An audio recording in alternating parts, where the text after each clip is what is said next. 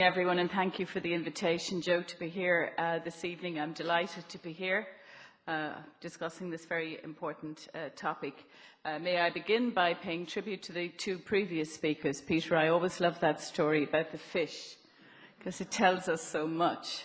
And obviously you've been a pioneer in highlighting the needs of those young people who are most marginalised. And Nora is leaving Barnardo's this week after 22 years to take up that new job, as Carl mentioned, as Commissioner in the new inquiry in Northern Ireland into historic institutional abuse, reminding us that abuse has been in all parts of the island. And thank you, Nora, for being the tireless advocate that you have, the work in the Rhine Commission, and the other areas where you worked. The Roscommon report has been really pivotal in the most recent report. It's a depressing picture that you've been hearing about in many ways. I suppose one of the things I do want to say is that for the majority of Irish children, it is probably true to say that Irish childhoods have changed beyond imagination. We have learned so much about children. We are more sensitive to children in many ways. We understand their psychology. We've done away with huge amounts of physical abuse that was part of, for many Irish childhoods. We've much more enlightened attitudes. We understand much more about parenting. So many parents all over this country do the very best for their children, do a really good job. I think what we're focusing on here tonight are the needs of our more vulnerable children. And we're asking the question, how does Irish society treat those children, whether it's in poverty, children in care, children who are marginalised? And that's the serious question that we have to address tonight. A number of dates have been mentioned. I just want to recall a few as well. 1980, the Task Force on Childcare. 1993, the Kilkenny Report. 1995, Kelly Fitzgerald.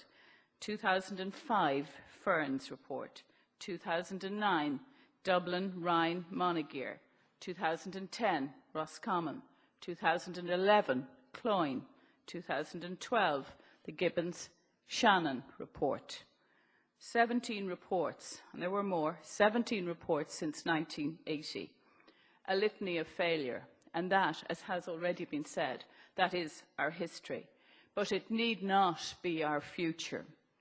This autumn there will be a children's referendum. The people of the state will be asked to enshrine the protection and rights of children in Bunrock na HÉireann. This constitutional change, along with the legislative change which has been mentioned, and the services change which my department and I are currently pursuing, represents the single most important set of reforms that have ever been made in the history of child protection in this country. They're not just symbolically important, they're not just legally important, they're just not important in principle, but literally they are the most important moves we can make to protect our children, because cumulatively these changes are about something more. They're about a cultural shift in our attitudes and behaviour. They're about fostering a culture where child protection is everyone's responsibility, all of us. At the seminar here today and the discussions, we've talked a lot about collaboration, we've talked a lot about permeability between different organisations, we've talked about interagency work, we've talked about innovation across sectors. All of this is relevant to child protection, but we have a very long way to go to get that dynamism into the child protection services that we see in other areas, because we do have a nationally shameful record when it comes to protecting our children. I don't think it is quite the image we have of ourselves, but when you examine it, that's the truth. We have, since the foundation of the state, failed huge numbers of our youngest and most vulnerable. And as those failures became clear, we attributed blame to the most obvious targets. We attributed blame to some perpetrators. We had some scapegoats, some who sinned by commission, some who sinned by omission, and some not at all. But as a nation, I do believe that we felt that someone, some entity, had to be at fault. We started with the Catholic Church. Members of the Church ran the industrial schools in which children were beaten, raped and exploited. Representatives of the Catholic Church in many of these institutions, men and women of a Christian God, perpetrated abuse beyond belief. So we blamed the Church. But it wasn't the church who put the children into the institutions. In fact, in some instances, it was prominent members of the Catholic Church who first raised questions about the performance and appropriateness of industrial schools. So maybe we should blame the state. The state's judiciary heard requests for committals and with the bang of a gavel ended childhoods. The state's legislature failed year after year, as Peter has said, decade after decade, to do anything and to assess properly what was happening to our youngest citizens.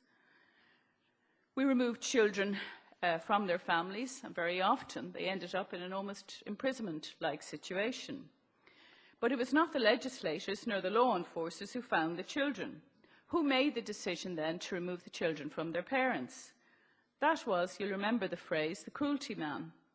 A very unfortunate euphemism, unfortunate because it allows us to forget who the cruelty man was. He was the man, as the Ryan report recounts, and they were nearly all men, who would visit families and who had the power to take children from them. And his proper title was inspector.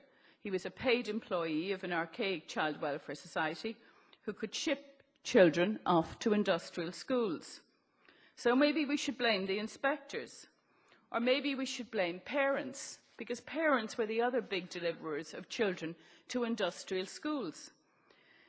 It's difficult to confirm precisely because of the lack of good record keeping, but there is evidence that children sent en masse ended up in reform schools because their own parents sent them there. So let's blame them, except in many cases, those parents thought they were doing the very best for their children because the poverty that they were living in was so bad for those children that they grew up, as the reports say, with malformed bones through rickets and lived in, as the reports of the time say, filth and squalor. So some parents decided that their children would be better off in the care of a religious order. So my point is, we can look at the church, we can look at the state, we can look at TDs, we can look at Gardaí, child welfare agencies and parents. And with each group we can see horrendous failures. But we can also see tremendous care, love and effort. In every sector, in every decade, since the foundation of the state, there have been people doing their very best for children. And the way that we ensure that problems in child welfare are never solved is by allowing one sector to carry the can for what is everyone's problem. It is much easier to blame and to assign blame than to accept that a problem is, as we heard a lot today, it's complicated, systemic, cultural and societal. And let me be very clear, the complicated, systemic, cultural and societal problems did not go away with the closure of the industrial schools. They didn't go away with the publication of the Ryan report. They didn't go away with the state apology for survivors. They haven't gone away with the setting up of the recent redress scheme. Many of the settings changed, but some of the problems remained. And that's proven by the recent report on the deaths of children who were known to the HSE or who were in care of the HSE. 17 of those children died while they were in care. 68 were with their families or in other community settings when they died.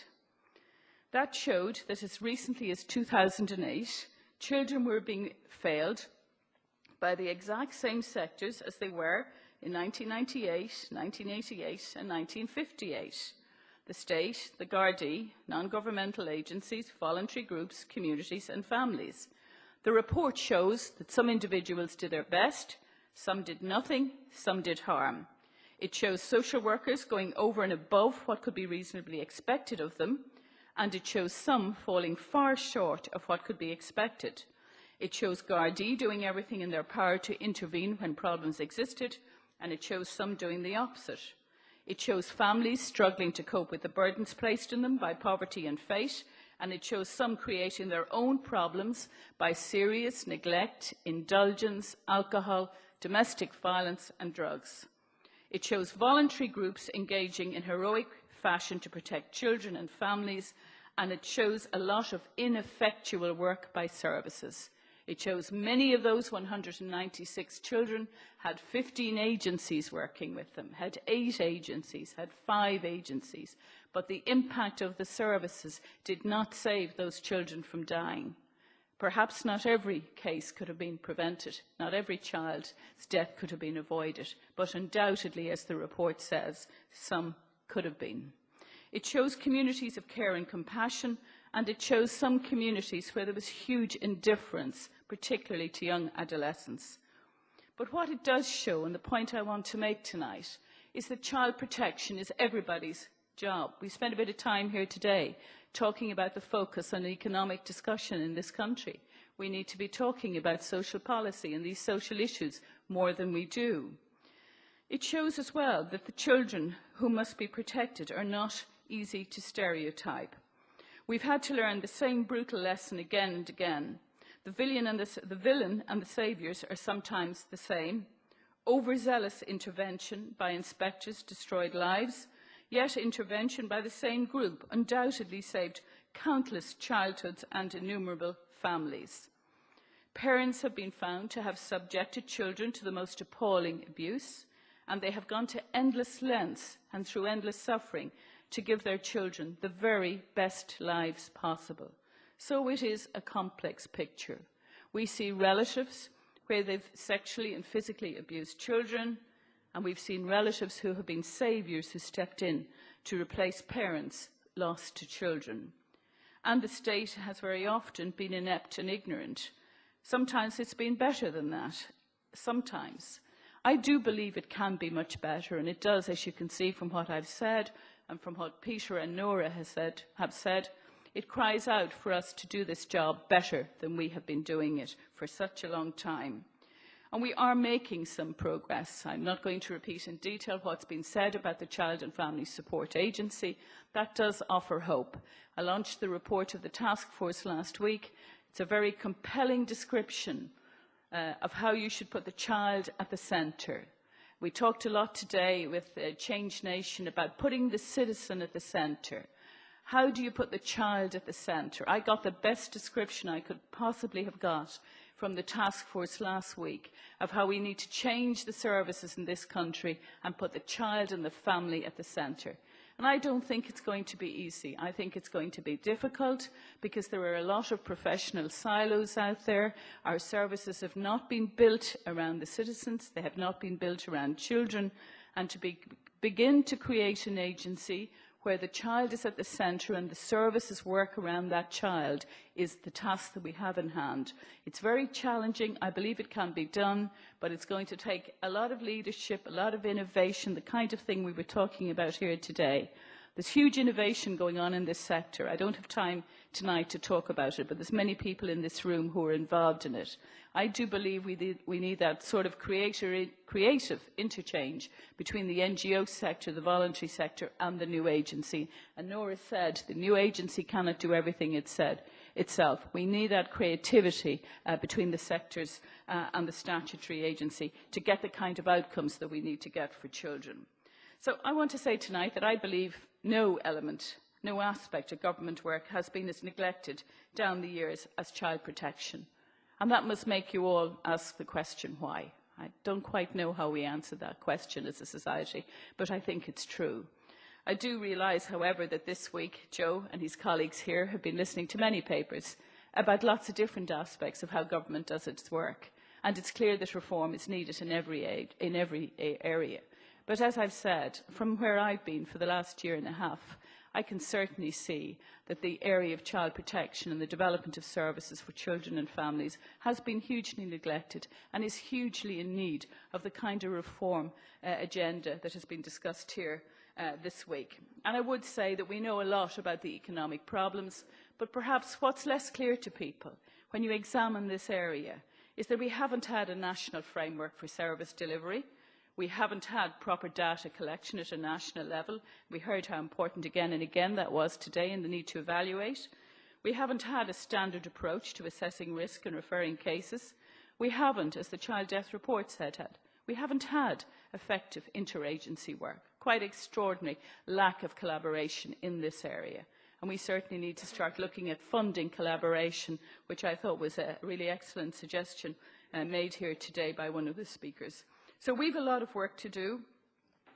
I could go on and on. I don't want to delay you, but there's a number of examples.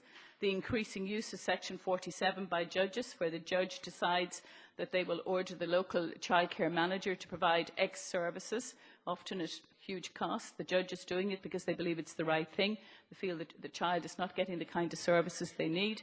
But we need to move to a family court situation where judges work cooperatively, can work with the local childcare agency.